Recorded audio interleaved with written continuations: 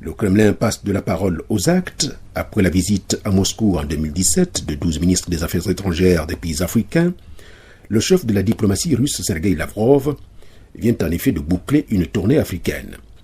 Dans le but de développer les positions de son pays en Afrique et renforcer les liens avec les partenaires historiques de Moscou, le ministre russe a été successivement en Angola, en Namibie, au Mozambique, au Zimbabwe et en Éthiopie.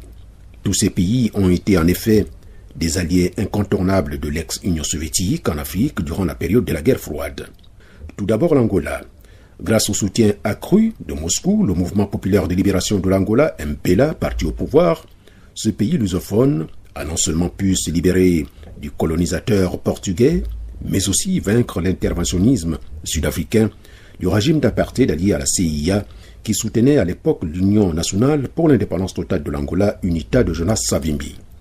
À Luanda, justement, Sergueï Lavrov a inauguré la stèle mémorielle à la mémoire de ceux qui ont combattu pour un Angola indépendant. Il en est de même pour la Namibie, où la SWAPO, l'organisation du peuple du sud-ouest africain, était comme le MPLA angolais, et le Congrès national africain, ANC, sud-africain, soutenu par Moscou et la Havane. Après donc des années d'occupation par l'armée sud-africaine, le pays accéda à l'indépendance en 1990. Quant au Mozambique, le pays était à l'époque lui aussi un partenaire privilégié de l'URSS, et pour symboliser justement l'amitié entre les deux pays, une des rues de la capitale fédérale russe porte le nom de Samora Machel, le père de l'indépendance mozambicaine. Au Zimbabwe, plusieurs membres du parti au pouvoir, l'Union nationale africaine du Zimbabwe, Front patriotique, ZANU-PF, sont historiquement liés pour certains à Pékin, pour d'autres à Moscou, et ce depuis la lutte pour l'indépendance.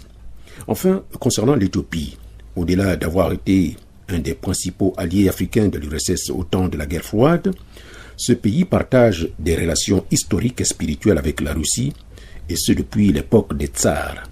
Cela s'est notamment traduit par le soutien accordé par l'Empire russe à l'Éthiopie durant la première guerre italo-éthiopienne de 1895 à 1896, qui a permis à cette dernière de rester le seul pays africain à n'avoir jamais été colonisé.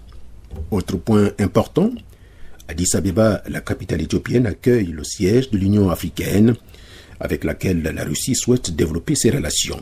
C'est justement dans ce contexte que Sergueï Lavrov s'est longuement entretenu avec Moussa Faki Mahamat, le président de la Commission de l'Union africaine, avec lequel ils ont discuté des menaces et des défis qui pèsent non seulement sur le continent, mais également sur l'agenda international.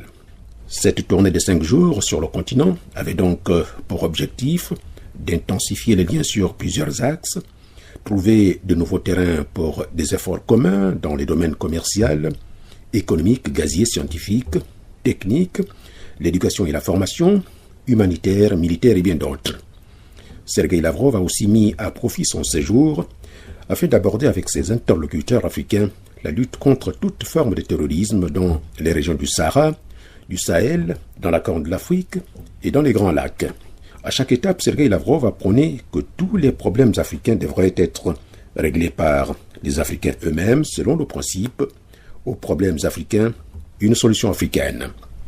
Par ailleurs, le chef de la diplomatie russe a réaffirmé la position de son pays concernant la démocratisation des relations, le renforcement du rôle central et coordinateur de l'ONU et de son Conseil de sécurité.